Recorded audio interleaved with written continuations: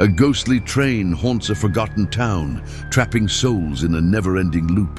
Ethan Carter thought it was all a myth until he boarded. Now he must uncover a dark secret buried in time before he becomes the next victim. Will he escape, or is Ashville cursed forever? Ethan had never heard of Ashville before, not even in passing. The small town, nestled between rolling hills, almost forgotten by time, stood still in the crisp autumn air. He parked his car by the old train station, which looked like it hadn't seen any real upkeep in years. The station was eerie, bathed in the dim light of a flickering street lamp. A handful of cars lined the main street, all of them covered in dust. Silence hung in the air, so thick it felt suffocating. A chill crawled up his spine as he grabbed his bag and headed toward the station. He had been called to investigate a strange case, a string of disappearances involving passengers from the last train of the evening. Local authorities had no solid leads, but the town sheriff had reached out, insisting that Ethan's expertise might be the missing piece. The air smelled of damp wood and something off. Ethan couldn't put his finger on it, but there was an unnatural stillness to Ashville, as if the place were caught in a perpetual state of waiting. He tried to shake off the feeling, telling himself it was just nerves. It wasn't his first unusual case, but there was something about this town that felt different, something not quite right. The station itself was almost completely deserted. A few locals milled about, speaking in low voices. Ethan overheard snippets of conversations, something about the train that never arrives and how it was always the same time. He made his way inside, scanning the room. A few worn benches lined the walls, and the only sound was the soft tap of the station clock. Behind the counter stood a man in his late 60s, graying hair tucked under a faded cap. Ethan approached, introducing himself as the investigator assigned to look into the disappearances. The man's eyes were sharp, but there was something in his gaze that made Ethan uneasy. "I'm Bill," the man said gruffly, wiping his hands on a towel. "I'll tell you everything you need to know, but you might not like what you find." Ethan studied Bill's face closely, trying to gauge the man's sincerity. Bill motioned for him to follow and led him to a back room cluttered with old maps and faded photographs. The air inside felt even colder, as if the room itself had been locked away from the rest of the world for years. Bill pulled out a stack of yellowed newspapers from the bottom drawer of an old filing cabinet, his hands trembling slightly as he rifled through them. "Here it is," Bill muttered, handing Ethan a crumpled article from decades ago. It was titled "Last Train, Mysterious Disappearance," and was dated nearly 30 years ago. Ethan scanned the text, which detailed how the train had vanished without a trace one fateful night. Passengers had been aboard, but none of them were ever found. The article barely mentioned the circumstances of the accident, but hinted at something more sinister. Talk of cursed land, strange sightings, and the belief that the train had become a permanent fixture of the town's history. A legend people were too afraid to question. People still talk about it even today, Bill said, his voice lower now, as if afraid someone might overhear. But no one dares to look too close. They say the train still runs, only no one can see it until it's too late. It's like a curse, a loop that repeats itself every night. Ethan raised an eyebrow. A curse. Bill's face tightened. He clearly didn't want to delve too deep into it, but the fear in his eyes made it clear that something wasn't right in Ashville. That train, it leaves every night, just like it always did. People see it at the station, though no one ever boards it anymore. It's like it's waiting. There was a long silence as Ethan processed the information. "So, you're telling me the train just vanishes?" "Exactly," Bill replied, lowering his voice even further. "It's the last train of the night, always, and it never makes it to its destination. Not anymore. Ethan wasn't one to believe in superstitions, but there was something deeply unsettling about Bill's words. The old man's fear was palpable, as if he had seen something that couldn't be explained by logic. "I'll wait for the train tonight," Ethan said, the resolve in his voice masking the unease creeping into his mind. "Maybe then I'll see what all this talk is about." Bill didn't respond immediately. Instead, he simply nodded, eyes narrowing. "Just remember, whatever you do, don't get on it." That evening, the station grew quieter, the sky darkening with the impending night. Ethan stood at the edge of the platform, watching the few remaining townsfolk disappear into the distance, their footsteps muffled by the thick mist rolling in from the hills. There was a chill in the air, but it wasn't just the weather that made him uneasy. The more he stood there, the more it felt as if the town itself was holding its breath, waiting for something to happen. He had been expecting the train to be just another small-town oddity, a relic of the past that people clung to out of habit. But the stories, the warnings, Bill's ominous words had sparked a lingering doubt in his mind. Maybe he was wrong to dismiss them. Maybe there was something to this after all. As the clock ticked past midnight, a low whistle echoed through the fog, followed by the unmistakable sound of a train's engine rumbling in the distance. The train was coming. Ethan's heart raced as the rhythmic clatter of the train grew louder. At first he thought it was just a regular locomotive, but then he saw it. The train itself was old-fashioned, not something you'd expect to find in a modern-day train station. It was a long, dark carriage with brass trim, the kind of train that belonged in a bygone era, something that belonged in a museum rather than on the tracks at this hour. The strangest part, however, was the silence. The train moved as if it were floating on air, gliding along the tracks with a grace that seemed unnatural. There was no screeching of brakes, no sound of the engine working. It was as if the train was somehow detached from the world, existing outside the realm of reality. Ethan stepped closer, peering into the windows. The lights inside were dim, casting eerie shadows on the empty seats. He could see figures moving, but they were not quite right. They were out of focus, their features indistinct, like ghosts caught in a fog. It was impossible to make out their faces clearly, but the feeling of being watched settled deep in his gut. The train slowed as it approached the station, and Ethan's feet seemed to move on their own. Without thinking, he found himself stepping closer to the train, drawn to it by an invisible force. The doors slid open with a soft hiss, and for a moment the world outside seemed to fade away. He could hear nothing but the sound of his own breathing and the low, whispering hum of the train. It was then that he saw her.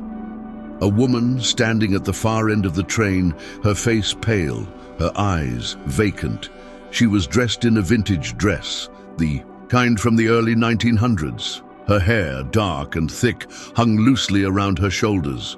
She stared at him, her expression hollow, as though she were waiting for him. The silence grew heavier, pressing against him like a physical force.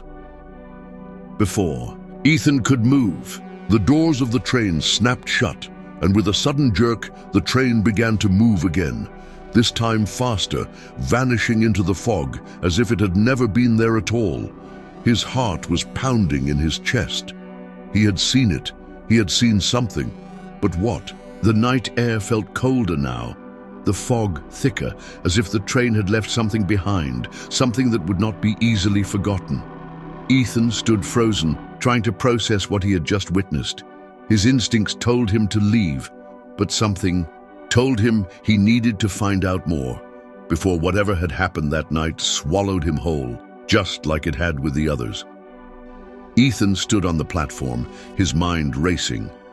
The fog had thickened, swallowing the train tracks in an almost suffocating embrace. The eerie feeling in the air hadn't dissipated. If anything, it had only grown stronger. The train was gone, but the image of the woman, the cold, vacant, look in her eyes was burned into his mind. He could still feel her gaze, as if it was following him even now. He took a deep breath and stepped away from the station, glancing around at the emptiness of Ashville. The town seemed to have disappeared. Along with the train, the silence now almost unbearable. Ethan pulled his jacket tighter around him and walked back toward the station building, his thoughts racing. The station was eerily quiet when he returned, even more so than before. The old man, Bill, had disappeared, leaving Ethan alone with his thoughts. But there was something else now, something that made the hairs on the back of his neck stand on end. He noticed, too late, that the door had been left ajar. As he stepped inside, he felt an odd chill in the air. The flickering light from the station clock cast long shadows on the walls. He was about to call out to Bill when a faint sound reached his ears. A soft, almost imperceptible whisper. "Help me!" Ethan froze. His eyes scanned the room, searching for the source of the voice. But there was no one in sight. The whisper came again, this time clearer. "Help me, please!" The voice seemed to come from one of the back rooms.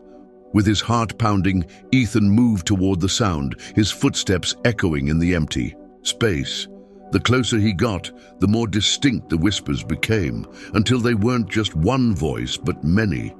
They overlapped, murmuring in unison, as if they were all trapped in the same place. Ethan stepped into the back room, and the temperature dropped sharply. A figure stood in the corner, half hidden by shadows.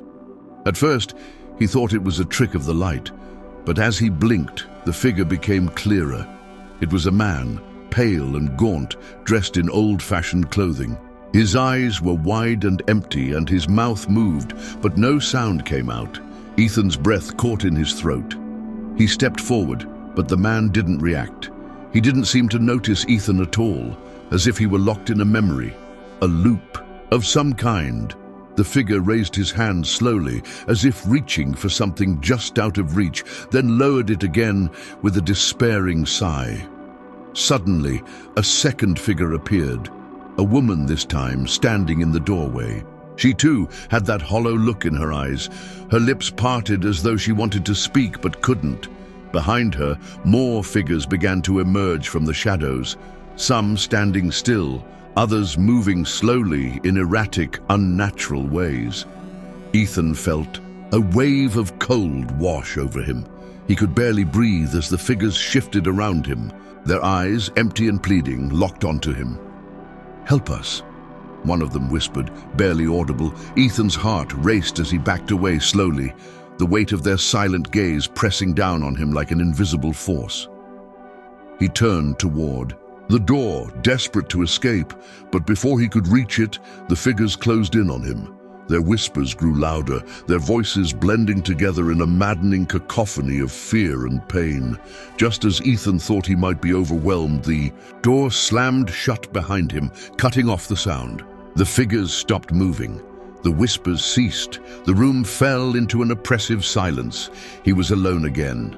But Ethan knew he wasn't really alone. The ghosts of Ashville had found him, and they weren't letting go. Ethan's mind raced as he stumbled out of the room, the oppressive silence in the station settling around him. His heart pounded in his chest, and his breath came in short gasps. He couldn't explain what had just happened, how the figures had appeared, or why he felt so connected to them. But one thing was clear. Ashville's ghosts weren't just stories. They were real, and they were reaching out for something. His feet carried him back to the main station, but he didn't feel the safety he had hoped for. The lights flickered above him, casting shadows that seemed to stretch unnaturally across the walls. Ethan rubbed his eyes, trying to shake the image of the gaunt man and the hollow-eyed woman from his mind. He had to find answers, fast. His first instinct was to head to the town's small library, tucked away at the corner of the main street. If there was one place that might have answers, it was there. Maybe something in the town's history could shed light on the curse that haunted these train tracks. The library was old, filled with the musty scent of forgotten pages. Inside, the soft glow of reading lamps illuminated rows upon rows of dusty books.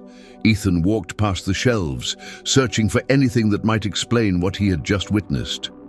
Most of the books were about local history, but there was one shelf that caught his attention. Books on the supernatural, on hauntings and legends. As he pulled a heavy, leather-bound book from the shelf, a cold breeze seemed to rush through the room, making the hairs on the back of his neck stand up. He flipped through the pages, his fingers grazing over words written in fading ink. There, in the middle of a chapter on local folklore, was the story of Victor Hawke, a name that had been mentioned in passing by Bill earlier that day. Victor Hawke was a wealthy businessman who had once owned much of the land surrounding Ashville. His legacy, however, was not one of success, but of corruption and tragedy. The train accident that had become a part of Ashville's dark history had been linked to him. According to the book, Hawke had been aboard the train on the night of the crash. The train had derailed, killing dozens of passengers, and many believed that Hawke's business dealings had somehow been responsible. But there was something else. Something Ethan had not expected, a line that stood out from the rest. The souls of those lost in the accident are not at rest. They are trapped, forced to relive their final moments until the truth is uncovered. Only then will the last train stop running. Ethan's blood ran cold. The pieces were beginning to fall into place. The ghosts, the loop, the cursed train, it was all connected. The train wasn't just a metaphor, it was real, and it was still running, carrying the souls of the dead, stuck in a time loop, endlessly reliving their final journey. He slammed the book shut, his mind spinning. He had to find out what had happened that night, the truth behind the accident. But it seemed the answers weren't going to be easy to uncover. The town was keeping its secrets, and those who knew were either too afraid to speak or already trapped in the cycle themselves. The air around him felt heavier now, as if the walls of the library were closing in. His eyes flicked to the door, where a shadow seemed to move just outside. Someone, or something, was watching him. Ethan took a deep breath, steeling himself. He was close to the truth. He could feel it, and with it came the creeping realization that whatever he uncovered next, he wouldn't be able to walk away from it unchanged. Ethan couldn't shake the feeling that he was being watched. The whispering voices from the train station still echoed. In his mind, their words unclear, but their presence undeniable. As he left the library, the fog seemed to close in around him once again, thickening until the streetlights barely pierced the darkness. His heart beat faster with each step. There was no denying it now. Ashville wasn't just haunted by the spirits of the past. It was trapped in a cycle, a loop that had never broken. The train wasn't just a ghostly apparition. It was a time anomaly, an unending journey through the past, dragging the souls of the lost with it. Ethan needed answers, and the only way to find them was to get on that train. He wasn't sure what he was expecting, but he had to confront whatever had been haunting him since the moment he stepped off that first train. It was his only option. The station looked deserted when he returned, the building as cold and still as it had been earlier. He stood at the platform, his eyes darting nervously over the rails.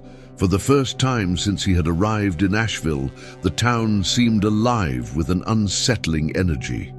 His every instinct told him to leave, to drive away and never look back. But something, some force beyond his control, kept him there waiting, and then, like clockwork, he heard the train whistle in the distance. The sound was the same as before, low and mournful, but this time it was different. There was a familiarity to it, an unnatural cadence that made Ethan's stomach twist. His skin prickled with the sense that history itself was reaching out to claim him. As the train neared, it was just as he remembered. The same antique carriages, the same flickering gas lamps inside. The windows were dark, obscured by a fog that seemed to be part of the train itself. There was no sign of life inside, but Ethan could feel it. The train wasn't empty, it was full. Full of souls, full of memories. When the train came to a stop, the doors slid open once more, and Ethan stepped forward, drawn by an invisible pull. This time, there was no hesitation. He boarded the train without thinking, as if he had done this 100 times before. The doors closed behind him, and the world outside blurred into nothingness as the train began its journey. Inside, the air was thick with an unsettling stillness. The seats were covered in dust, untouched for years, but the faintest movement stirred in the corners of his vision. At first, it was only a flicker, a shadow passing across the window, but then he saw them, the passengers. They were seated in the dim light, their faces pale and vacant, eyes staring straight ahead as if locked in a trance. He moved down the aisle, heart hammering in his chest. The passengers didn't acknowledge him, their gazes fixed on the walls, lost in their own endless loop. Some of them looked familiar, the woman in the vintage dress, the gaunt man who had stood in the corner of the library. Were they trapped here too? Ethan passed by them, his footsteps muffled on the old wooden floors until he reached the back of the train. A door at the end of the car beckoned to him, a faint glow seeping through the cracks around it. Without thinking, he reached for the handle and pulled it open. Beyond the door was the conductor's booth, dimly lit, filled with old-fashioned controls and levers. Behind the booth stood a figure, watching him silently. It was the same woman, the one he had seen earlier, the one with the hollow eyes. She was staring at him now, her gaze more intense than ever, and for the first time, Ethan realized something horrifying. She wasn't just a passenger, she was waiting for him. "Why?" he whispered, barely able to voice the question. His throat felt dry, the words escaping as if they weren't entirely his own. The woman tilted her head slightly, and for a moment Ethan swore he saw a flicker of recognition in her eyes. "To stop it, you must know the truth," she murmured, her voice hollow, like the wind through an abandoned house. And then, before Ethan could ask anything further, the door behind him slammed shut, and the train jerked forward. The train lurched forward, sending Ethan stumbling slightly. His hand shot out to steady himself against the cold metal of the booth, his heart pounding in his chest. The woman, the ghost, if that's what she truly was, had vanished the moment.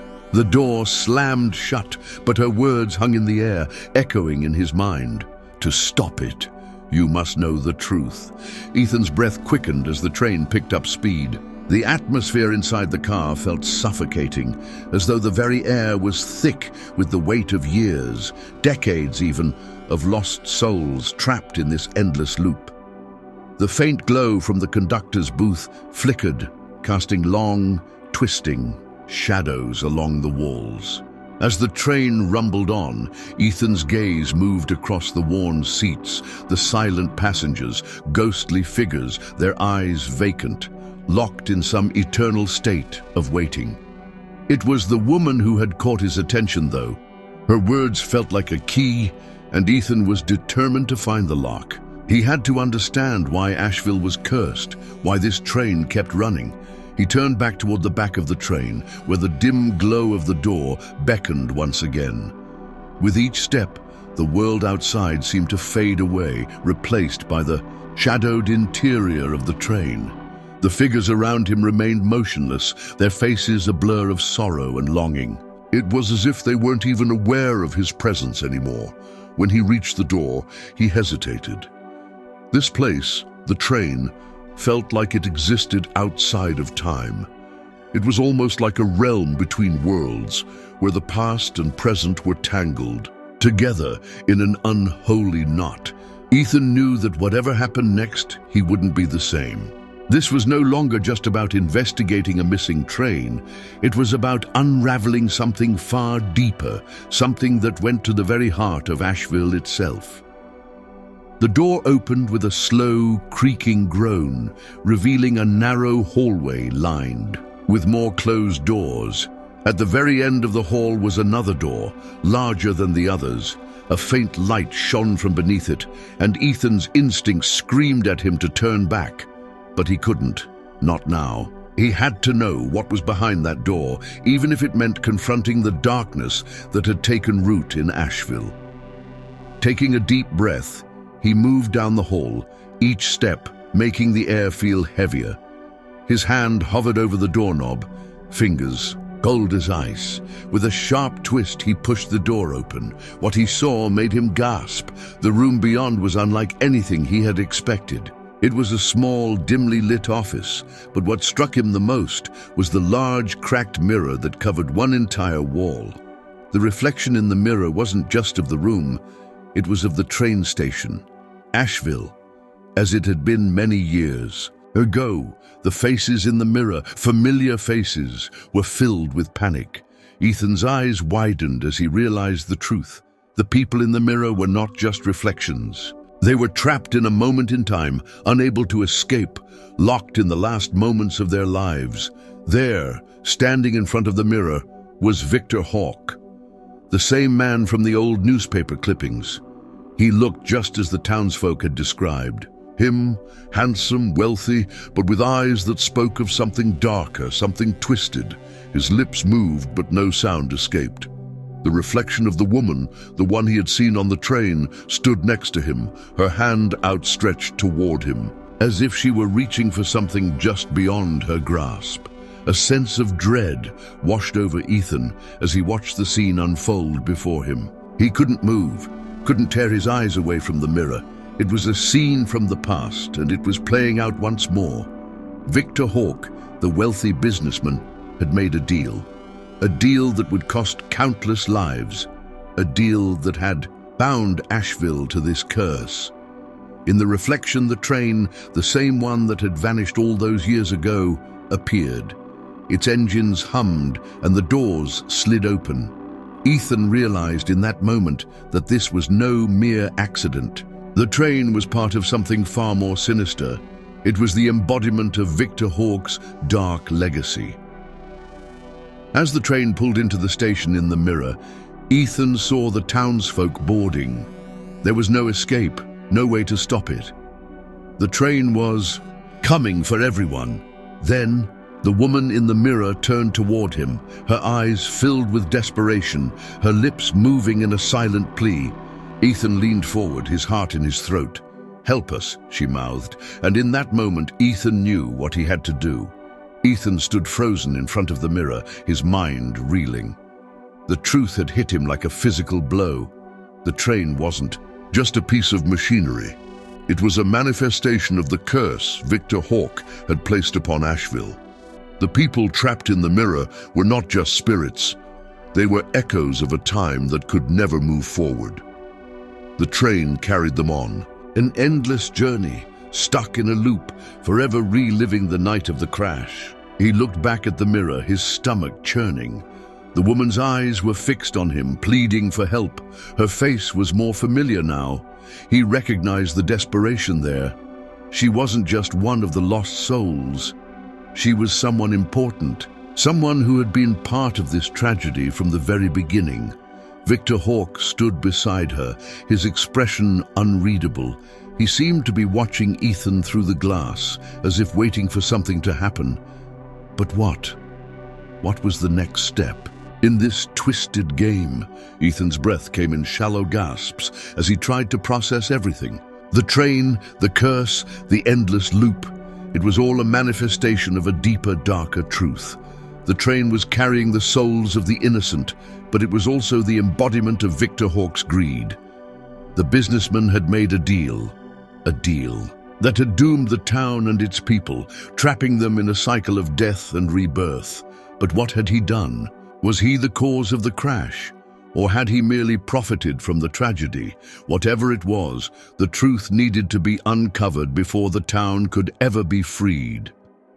The train began to slow again, and the familiar sound of the whistle echoed through the room, sending a chill down Ethan's spine. He had little time. He had to act now, or he would be just another face among the lost souls, another figure trapped in the mirror, waiting for someone else to break the curse. He turned toward the door behind him, ready to return to the train. The moment he stepped back into the corridor, the weight of time seemed to press against him, suffocating. He could feel the eyes of the passengers on him, but this time their stares didn't send shivers down his spine. They were waiting, yes, but not in the way he had imagined. They weren't waiting for him to join them. They were waiting for him to free them. Ethan made his way back to the conductor's booth, his mind racing. The woman, the one who had spoken to him, was waiting there again, standing motionless. He could see the faint outline of the train's tracks in the reflection behind her, glowing faintly through the fog. The train was nearing its destination. Ashville was waiting. The woman's voice cut through the silence. "You must stop it now," she said softly, her voice barely more than a whisper. "Victor made a choice long ago, but you have the power to change it." Her words hung in the air, heavy with meaning. Ethan looked around the booth, searching for something, anything that could give him a way out, something to break the loop, to stop the train, to save the souls of those lost. But there was nothing. Nothing but the tracks, stretching endlessly before him. And then it hit him. The mirror, the reflection, the town. The train was not just bound to this time. It was bound to the town itself. Ashville had been cursed the moment the deal was made. The crash wasn't just an accident. It had been the catalyst that started everything. The souls were trapped, yes, but they were also part of Ashville's fate. To stop the train, to stop the curse. Ethan would have to change the very heart of Ashville itself. He had to find Victor Hawk's legacy, the truth hidden within the town's history. Only then could he free the souls and end the train's eternal journey. "Where do I find it?" Ethan asked urgently, turning toward the woman. She stepped forward, a sadness in her eyes. "The past is buried beneath the tracks, in the ruins of the old station. The truth lies there.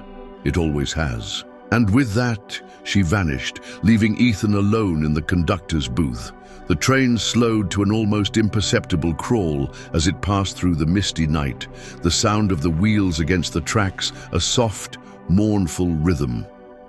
Ethan felt as though he were trapped in a dream, one where the boundaries between time and reality had dissolved, and he was now a spectator in a play that he could not escape from. The woman's words rang in his ears.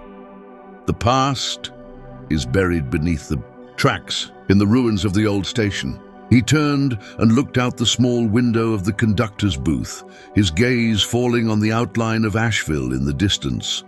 The town, or what was left of it, seemed to shimmer in the fog, like a mirage.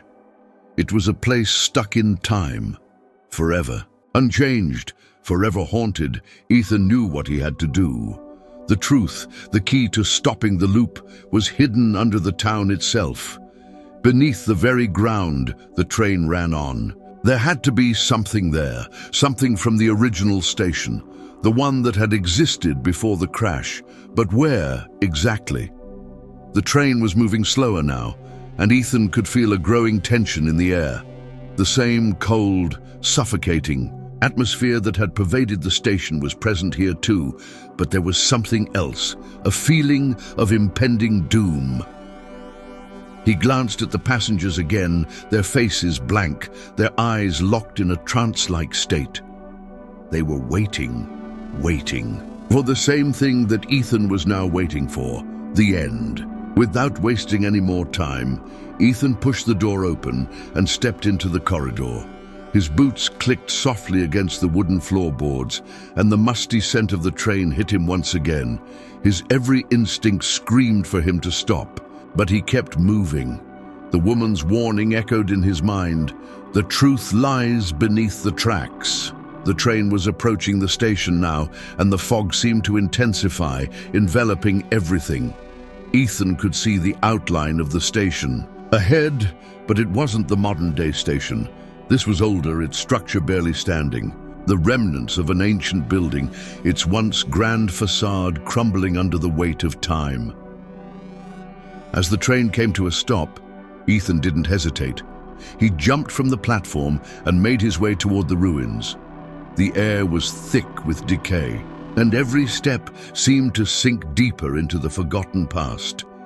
The station, or what remained of it, was barely visible beneath layers of moss and vines. The remnants of tracks led off into the darkened woods, but the entrance to the ruined building was clear, an old iron door, rusted and worn by years of neglect.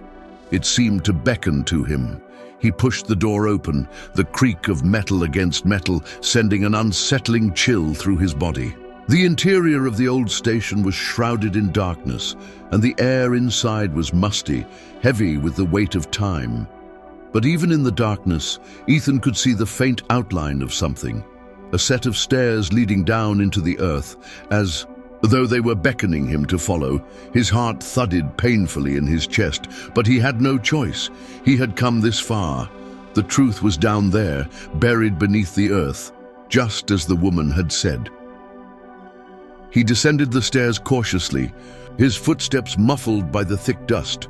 The deeper he went, the colder the air became, and the silence felt suffocating. Each step took him further away from the surface, deeper into the history of Ashville, and deeper into the heart of the curse. Finally, he reached the bottom, where the air grew even colder. The room before him was dimly lit by flickering candles, and a sense of foreboding filled the space. But there was something else, something that drew Ethan in.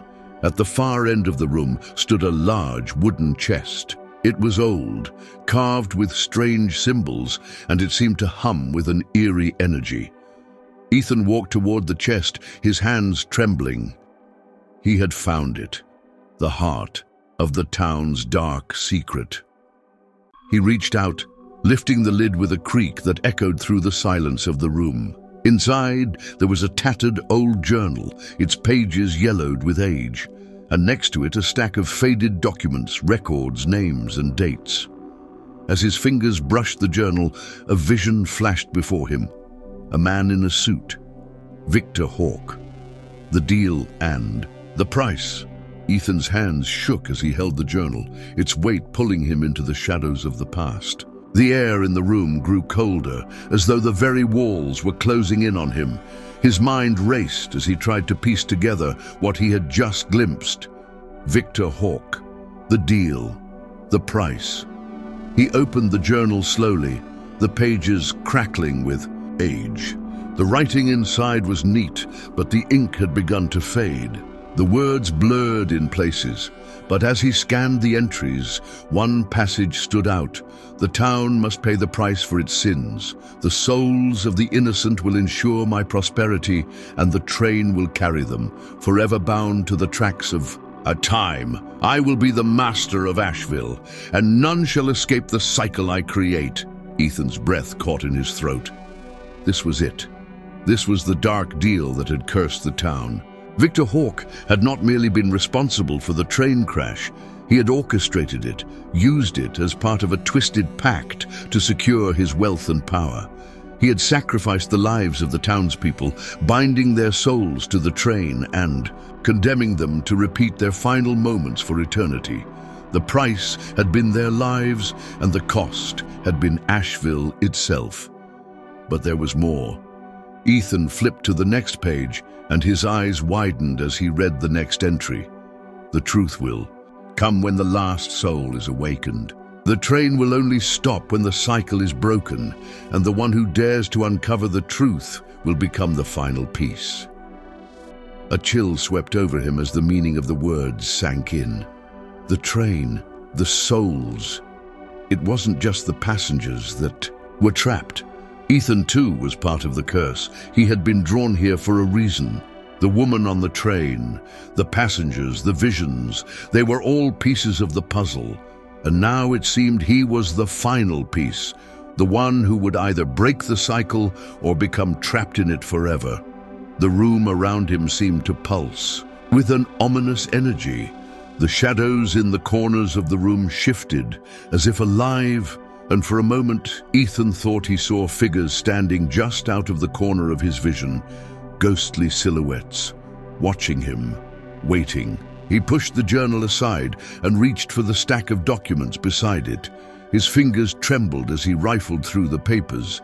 They were old town records, names, dates, and accounts of the crash. But one document, a weathered ledger, caught his eye. As he read, his stomach dropped. It was a list of the victims from the crash, but it was not just a list of names. Each entry contained a date, and next to each name, there was a symbol. A small, intricate drawing, almost like a sigil. As Ethan's eyes scanned the list, he realized that these symbols were not random. They were tied to each person, each soul, and the curse that had bound them to the train. He flipped to the back of the ledger, where a final entry was written in a different hand. It was barely legible, but the message was clear.